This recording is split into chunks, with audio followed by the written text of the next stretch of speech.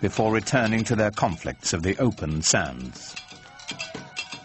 There was this one place in the middle, around the Kaaba, which was, from even pre-Islamic times, was a place of a sacred enclosure where all people had to put down their arms. And this, of course, facilitated trading because it meant that you couldn't carry on your feuds when you were doing your buying and selling.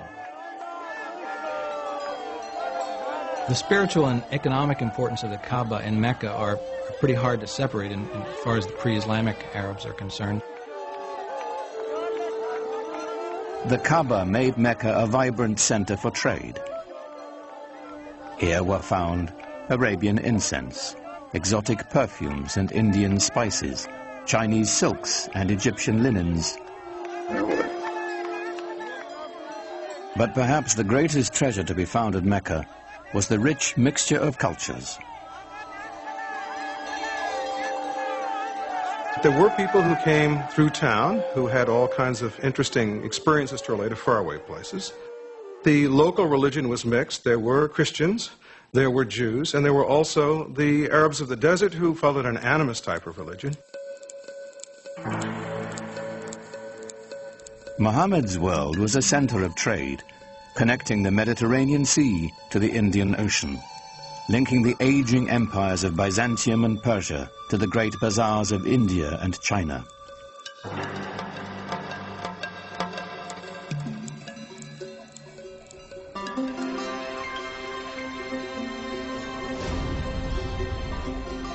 Muhammad became a merchant.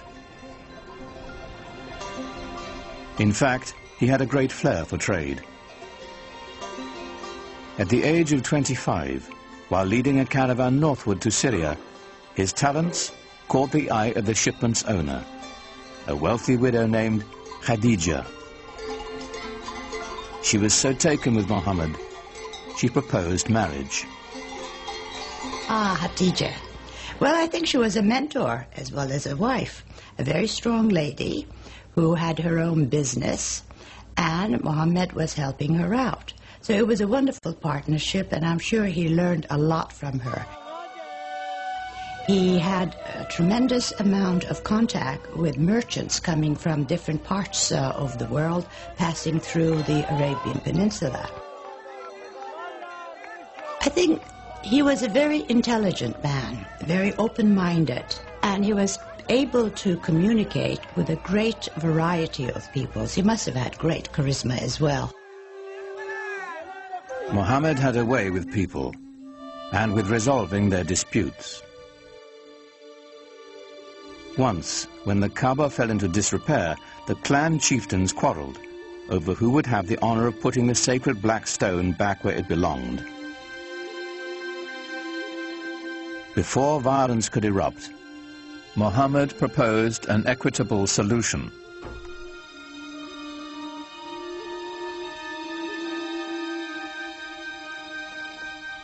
United in the effort, the four leaders shared the weight and the honor. In gratitude, they invited Muhammad himself to replace the sacred stone. He became known as Al-Amin, the trusted one. There are all kinds of indications that he was tremendously interested in religious questions. This is obviously not something that an ordinary person probably was interested in those days. He talked to sages, Arab sages. He talked to Jewish and Christian sages who lived in the area. He used to go up into the rock hills around Mecca and meditate, think about things. And at some point had this extraordinary vision, which is spoken about very evocatively and elusively.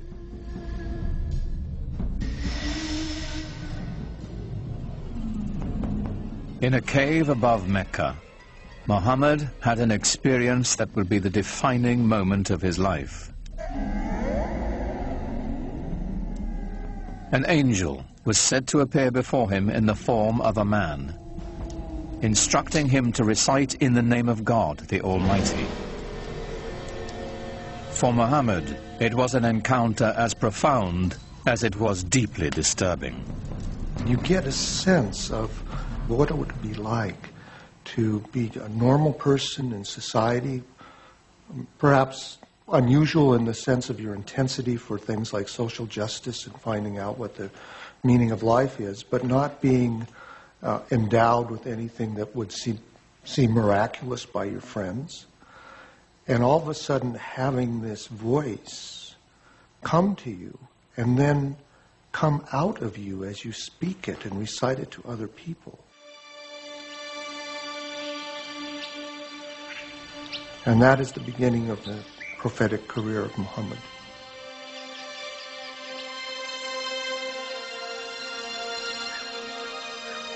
The months to come would bring more revelations.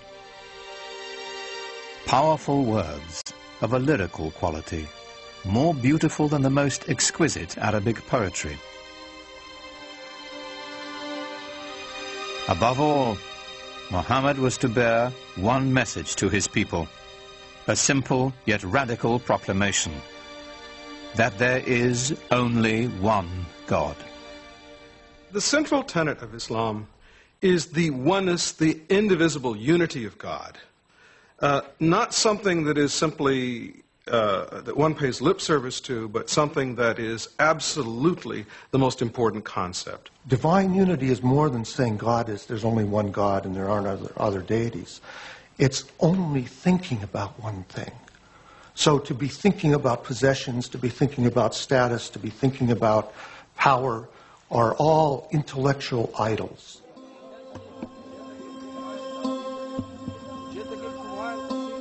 The implications were staggering.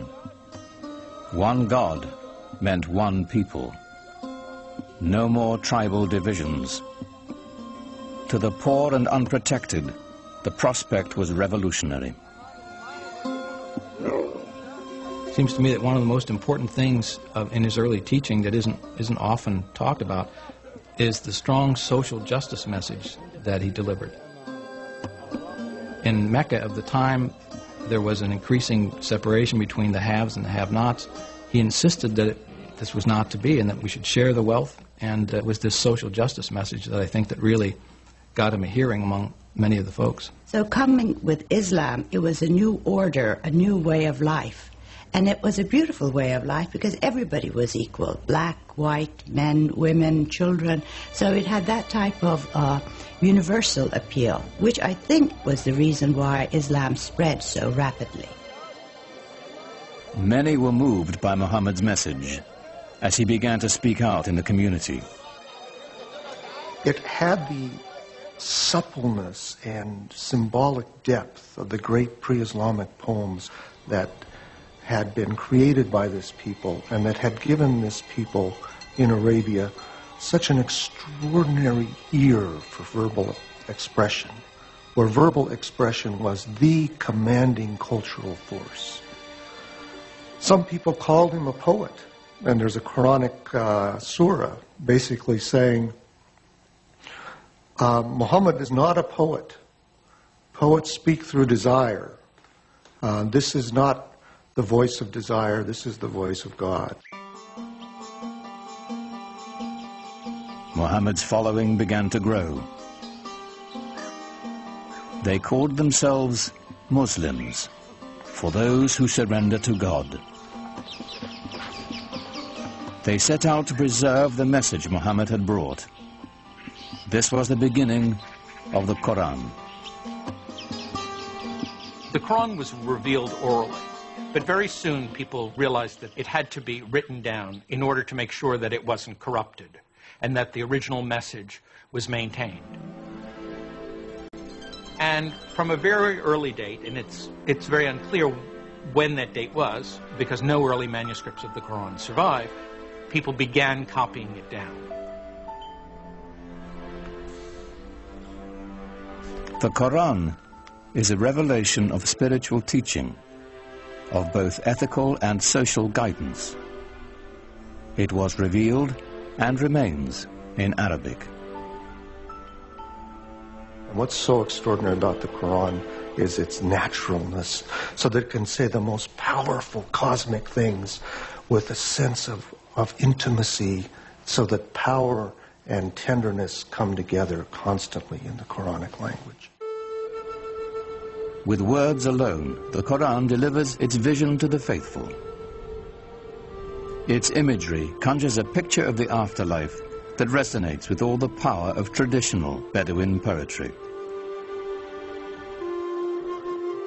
Imagine yourself in the desert, surrounded by dust, by the glare of the sun. You wear cloaks to cover your body because the wind will just sear your skin right off your face. And you walk into an oasis. The temperature drops dramatically. There's a quiet there. The wind is no longer howling. Everywhere you look, you see green and color.